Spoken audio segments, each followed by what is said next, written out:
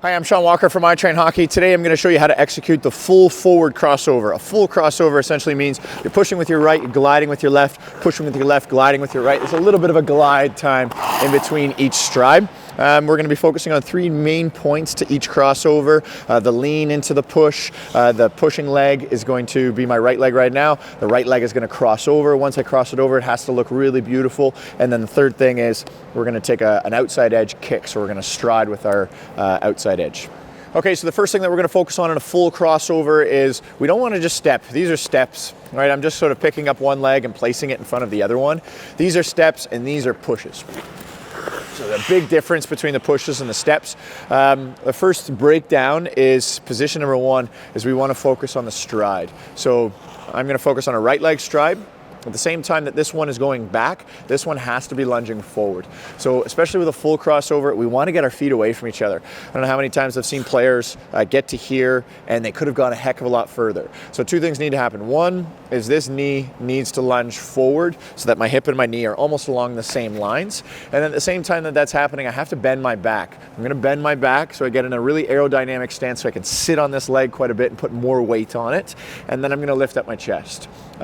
Because it's not a forward stride, I also need to add a little bit of a lean. So you're going to be leaning into every stride. With this stride, the one main point that I like to make is that I want you to feel the ice with your right leg, so with your foot. So right now, me bending my knee, I can place all my weight into my thigh and I can feel the weight in my thigh. But now, even as my knee is bent, I'm going to start transferring the weight into specifically the toe of my blade. So we can actually hear it where I'm starting already to get a grip. So I'm pushing, pushing, pushing, and then right at the end of the stride, the very last thing to touch the ice is going to be the toe. So it's almost like you're priming the leg, building up that energy, and then letting it go. So every forward stride, very, very strong thrust of a push.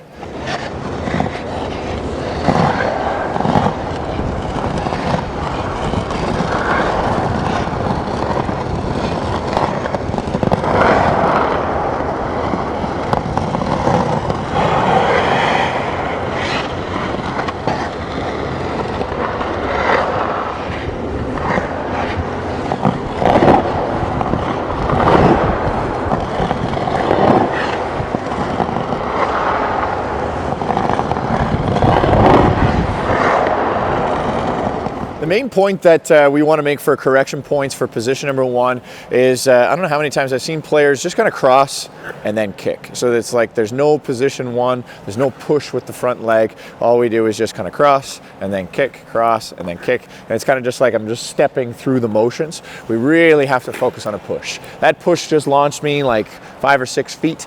And we want to be able to take full advantage of that. Both legs are really important when we're taking our strides. The second thing is that when I'm taking my stride, we really want to get our feet away from each other. So we have to keep lunging onto this leg, okay? At the same time, I like the idea of bending our back so that we still keep our chest up. This just allows us to sit on that leg a little bit more and put more weight into the gliding leg. And when we do that, just like the way you put weight into a sled when you want to go tobogganing, we want to put as much weight as we can into it. Put 3 or 4 people on a sled and we're going to start to glide down that mountain a lot harder and a lot more faster. So in the same way, we have to put some weight onto that gliding leg. I like just a very subtle, gentle bounce where my knees are always bent and I'm always in an athletic, ready position. But when I'm taking my stride, I'm sort of high and then I get down nice and low when I take the stride and then I kind of just bounce up and then come back down again once I get into the third position. So we'll talk about that more as we go. Okay, position 2 is going to be our crossover position. So after position 1, at the very end of position 1, we're going to snap our toe into the ice and then we're going to begin the crossover. The crossover is going to look like this. So when we cross over, the first thing is you should always definitely watch the full step over video that we've done, just because the mechanics are the exact same. So position number 1 is we just sit in a nice low stance. Position number 2 is we hop onto the outside edge first. Once we've done that, then we can begin the crossover. The crossover is in an athletic position. It's in an athletic position even as we're in the air. Okay, so my knee is bent, it looks athletic, it's not a leg straight, and it's just flopping in front. And that's going to be important for our crossovers. When it lands with our knee bent, still in an athletic position, nice and low, and then look, there's lots of space in between. and my feet are right beside each other. So when we do our full crossover, we want to be able to land our foot very comfortably in the exact same position. Should be nice and smooth as well too.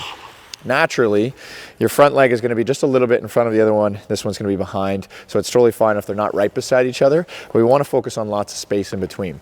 The second thing is, after I stride with my right leg, watch my left leg. My knee is going to be the thing that's going to be directing where I want to go. So if I want to continue along this center ice circle line, then my knee is going to be pointing while it's in the air to where I want to go. Okay, it doesn't matter about the toe. A lot of players think they have to like turn their toe in.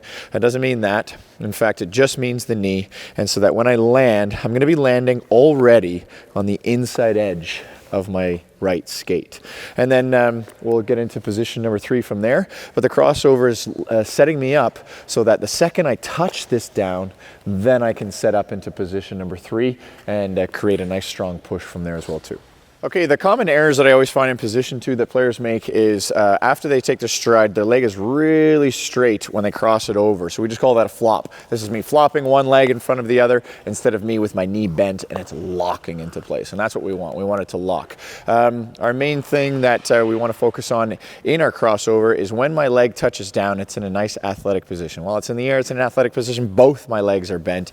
And then when it touches down, my knee is bent, there's space in between, and they're almost right beside each other. So if underneath my chin, once I cross my leg over, if underneath my chin is my back leg, so it's right down there, I've got my vessel so that I can push through my left leg into position number 3 when we get to it.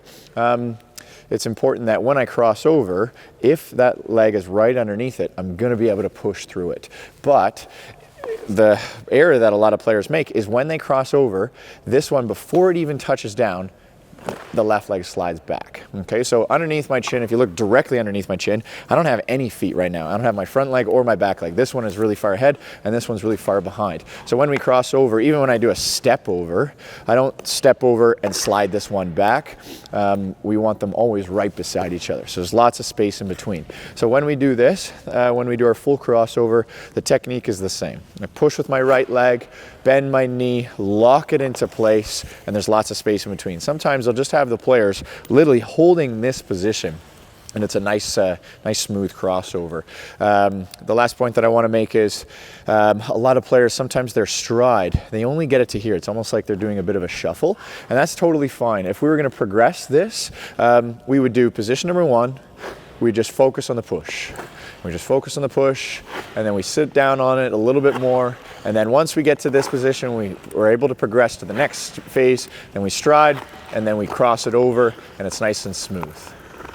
Okay, let's move on to position number 3. After we cross our leg over, our position 3 is just going to be called an outside edge kick. So we're going to be shooting that leg out to the side. It's just as powerful as what our first stride was, but it's now on our outside edge. It's going to help us propel us in the direction that we want to be in. When I'm doing my step overs, I first flip onto an outside edge, then I pick up my leg. I'm in an athletic position. Both knees are bent, and then when I cross over, I've got lots of space in between, and because I'm on my outside edge, I'm going to be able to get a firm grip and then press into that toe. The second this leg touches down, then I'm going to be able to push off from that stride. If there's my center ice dot, the angle of the stride that we want to take is I want to push directly away from that dot. Now, the more I sit onto my right leg, my gliding leg, the further I'm going to be able to get that stride out. So it's really important that we get our feet away from each other in both our strides, but a lot of players' second stride, it only goes to here. We really, really, really want to extend it, especially on a full stride. So my belly button is almost going to touch my thigh, just like it did in the first stride. That's very important.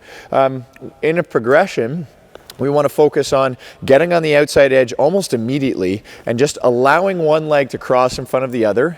If we can get this motion down and I can begin to press into the toe, then from here we're going to progress into sitting down a little bit more onto my right leg and getting a nice full stride off my left leg and then a glide off of my right.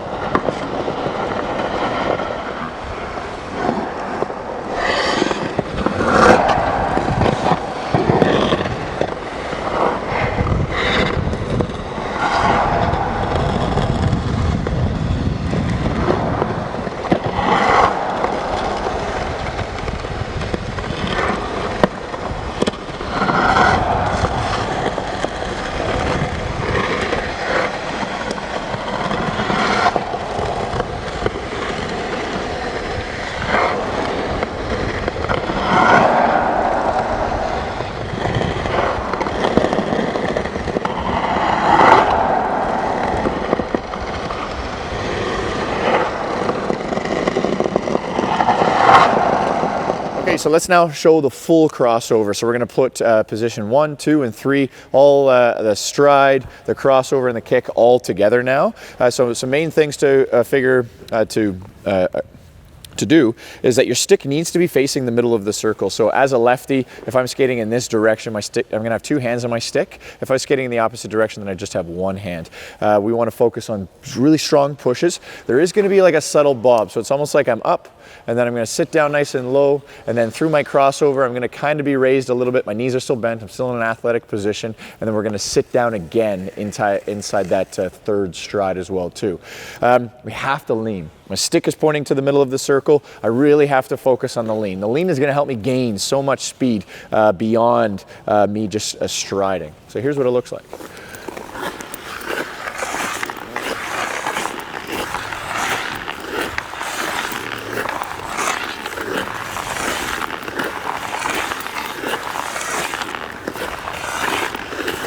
All right, so what we're doing here is we're pushing off of our right skate and I'm on my inside edge. And then I'm pushing off of my left skate and I'm on my outside edge. Before we do that, before we rip into the toes, there's gonna be a grind, there's gonna be some grip, especially when we wanna get up to full speed. When I'm striding, I'm holding my inside edge before I let it go. And now I'm holding my outside edge before I let it go. When you're holding that edge, we just call it a grind. So it sounds like this, where I get a grip, and then at the end of that stride, listen, there's that rip. So there's 2 distinct sounds. The grind is just helping us hold that edge. So as I take my stride, I'm gonna be striding, holding my outside edge, and then you're gonna hear that grind. The second this leg touches down, you're gonna hear the rip into the toe, and now guess what? You're gonna be holding the inside edge, and that sound should sound like we've got some grip, we're grinding into it, we're holding that edge, even though we're on 1 foot and we're skating really fast in a big circle, we're still able to get a firm grip on the slippery ice, and then I rip into it and press into that toe. Okay, let's quickly talk about puck control with a forward full crossover. If I'm crossing as a lefty with my right leg, if I'm crossing that leg over, then essentially the puck just needs to stay on the backhand side. As I'm crossing over, we want to make sure that the puck is outside the circle. If it was inside the circle, it would just be a little bit awkward. I'd have to get a weird grip and bring my hands to the inside of the circle. So puck is always outside the circle, hands are outside the circle. We could get, like here, I could focus so much on my speed and my technique. My technique literally is the exact same as what it was when I didn't have a puck, but now I'm just holding it on the backhand side. The only thing is if we want to add a little bit of a stick handle, then it can be gentle. The most important thing is that it doesn't affect my technique and my forward stride. We wouldn't need to overly stick handle, and oftentimes a lot of players do that, and then all of a sudden their technique goes out the window, or they start to slow their feet down. The only time, if we do keep it on the backhand, where we would ever need to break our stride is, let's say if I had to step around someone really quickly, a quick stick handle, and then just go right back to the backhand side.